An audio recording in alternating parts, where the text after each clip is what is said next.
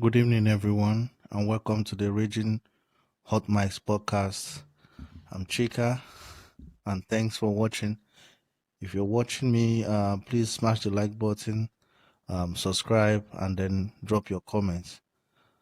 Um, with the Nigerian military confirming that General Uba, who was a brigadier general in the Nigerian military, was his convoy was ambushed by the terrorist group in Nigeria called ISWAP, which before we used to hear about Boko Haram, but now we also now have ISWAP. It tells you how fast and far they are growing.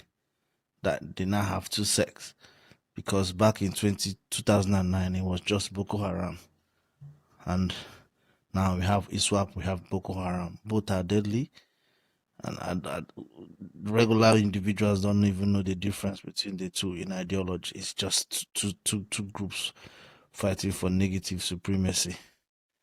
So the gentleman or the military man, his convoy was ambushed in, I think, Wajiroko in Borno State on Friday, November 15th. That was the day his convoy. That was Friday, November, I think 14th, November 14th. His convoy was ambushed, and then he escaped. His convoy was ambushed, and then some of his soldiers died. He escaped as a captive from them, from the Islamic group or Islamic terrorist group, and it's like he sent a text message or alerted the military group that he had escaped, and they were discussing on how to come and pick him up, and then he was recaptured again, which is very very sad news, and then executed, summarily executed. There's a video on social media circulating. The army hasn't confirmed the authenticity, but in the video you can see him where he was finally shot by the deadly group. And since today has been a very very bad day for me, like I had it in the afternoon, and I won't say mistakenly, but I watched where he was shot, and it messes with your mental. I don't know the man. I don't even know much about that in Boronu, but it just tells you how bad it is. And I decided to do this because it's not that the life of a general is more important than the life of other people or other soldiers or other individuals who have fallen or who have been killed by this deadly group. But it's just the thought of a general. You know what it means to be a general? That's the highest rank in the army. He was a brigadier general. I think after brigadier general, you go to major general, then you go to lieutenant general, then you go to general. He was a brigadier general. He's still a general. And this is how Boko Haram or ISWAP got him and killed him. So if they could do that to a general in the army, who are the ordinary civilians they can't do that to? Who is the community leader they can't do that to? This is the evil of terrorism. This is how bad it has eaten deep into our nation's fabric. This is how bad on a daily basis there's no week that goes we don't talk about what the terrorists have done, how they've inflicted terror on us, how they've destroyed our communities. This is 2025, and we are talking about terrorists having attacked up to 15 military bases. Do you know what it means to attack military bases? And I used to think about, because instead of us to seek help, growing up, the Nigerian military was a thing of pride. Like, I grew up in the 90s where I used to hear about ECOMOG. I think it was ECOMOG.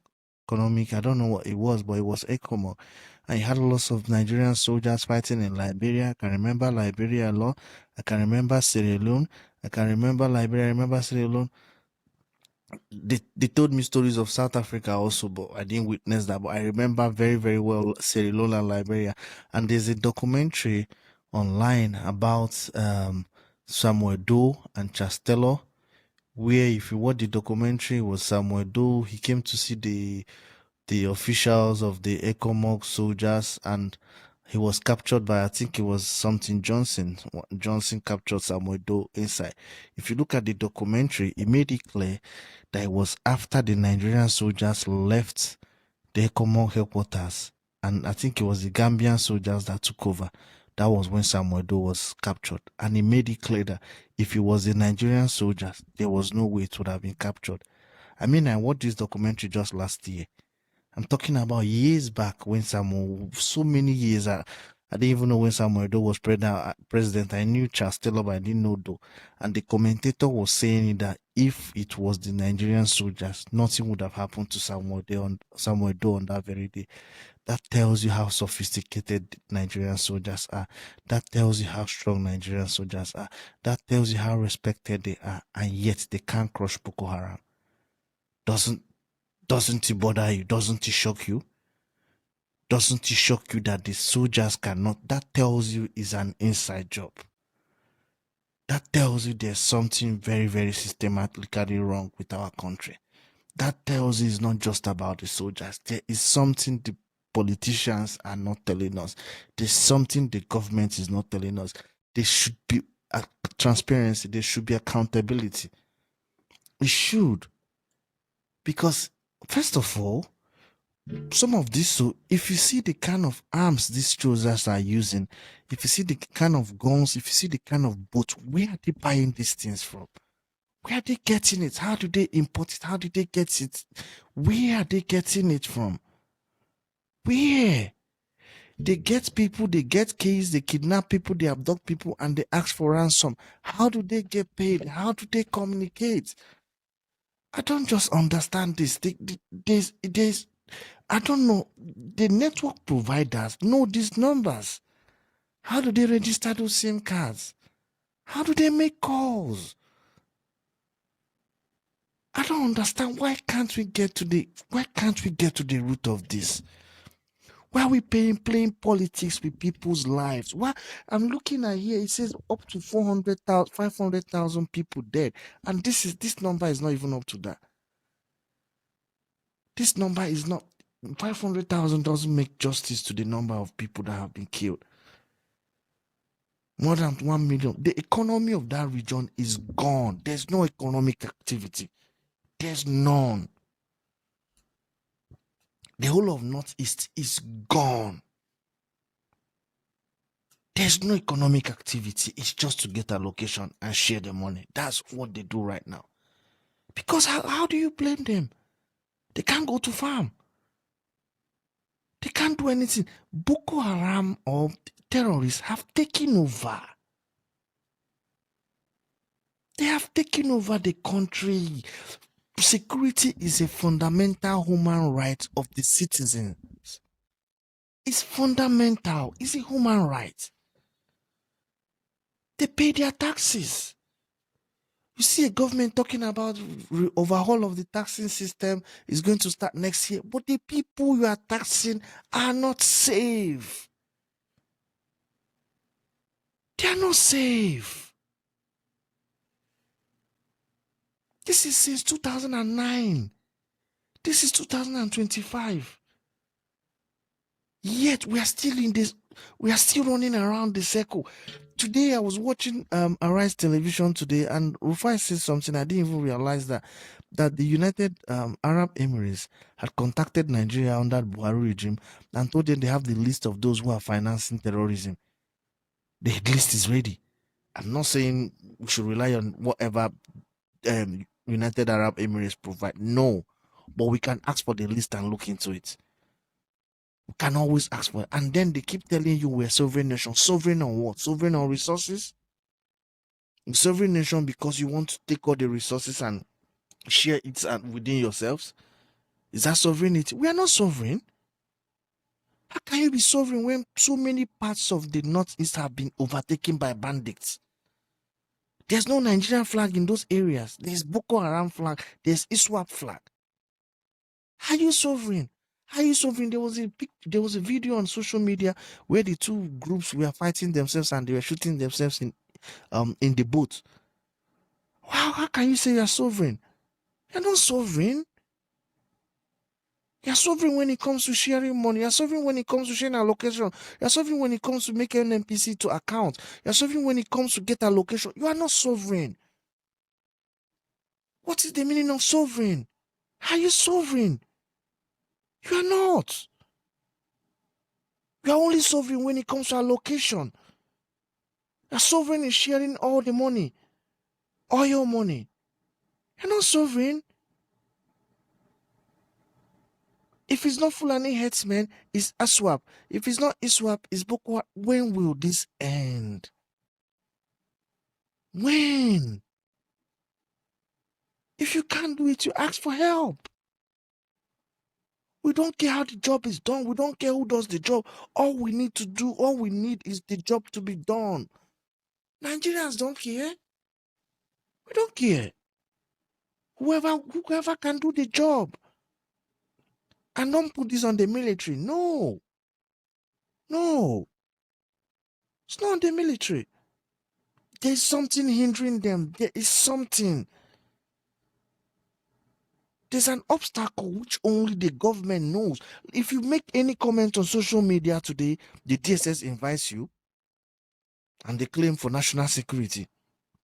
Say anything against the government, DSS invites you for questioning. So what is the DSS doing to get to the root of this? Are they not the intelligence office? Are they no longer the intelligence office? The same DSS that said El-Rufai was not fit enough to be minister. I'm not saying he's fit enough. I'm just saying they claim they've done their research, but he was fit enough to be going around the whole country with the president, to be going to Chatham House and taking questions and answering questions. He was fit to campaign. He was fit to be governor, but he's no longer fit to be minister. The same man was governor 2 terms. He's no longer fit to be minister. And the DSS claim they found security report, but the security report never came. This is the same government, the same political party. Well, suddenly, when El-Rufai was time for him to become minister, he was no longer fit.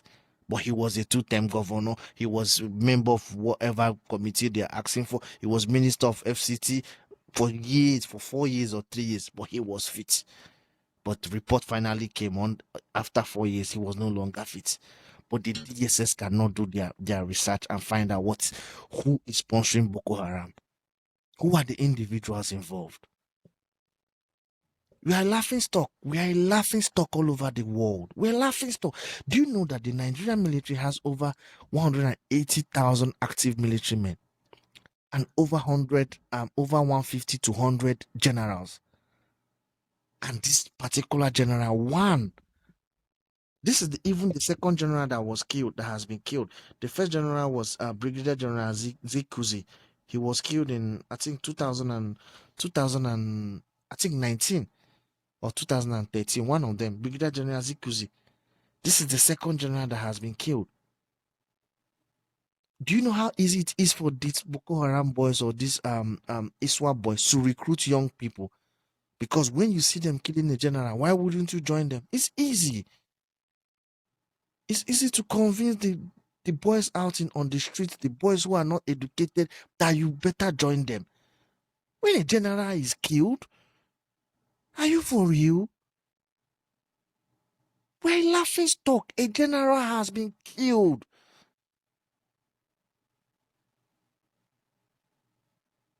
He has kids, he has family who love him, who are expecting him to be back. What do you tell the kids? If you can't fight this war, you let us know. We cannot.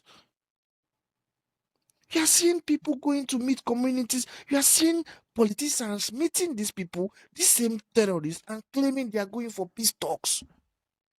Peace talks how? You are going for peace talks with a criminal, with a terrorist. What do you mean? You see a terrorist with gun, you are going for peace talks. How?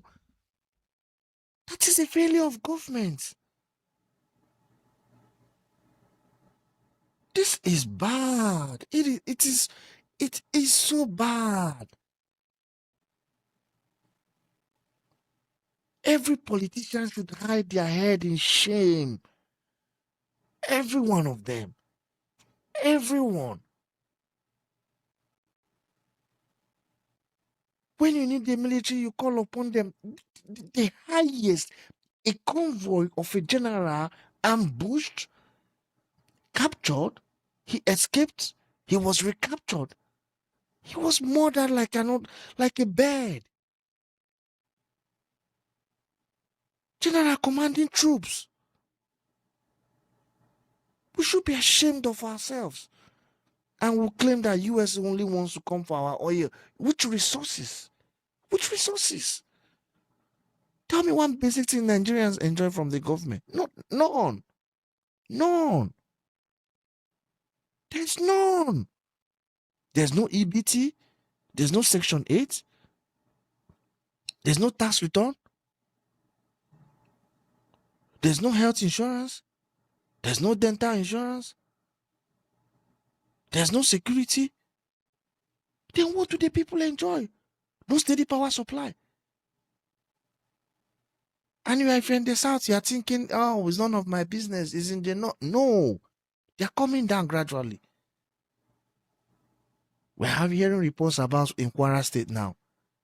Gradually, they're coming down. I'm not praying for that. No. Everybody wants this solved once and for all. Stop playing politics with people's lives. Solve this. Let the death of General Uba not be in vain. Politicians solve this. Who are those involved? Who are those sponsoring these guys? Who are those amongst you? Who are those? This politics has to end. We're talking about election. We're talking about tax. We're talking about things that don't matter. Security is the most important thing. Security of lives. Security of lives and property.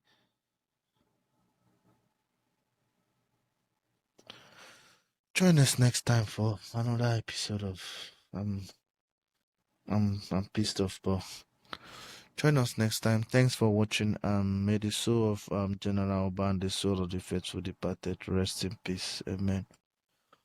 Thanks. Have a good one, everyone. See you next time.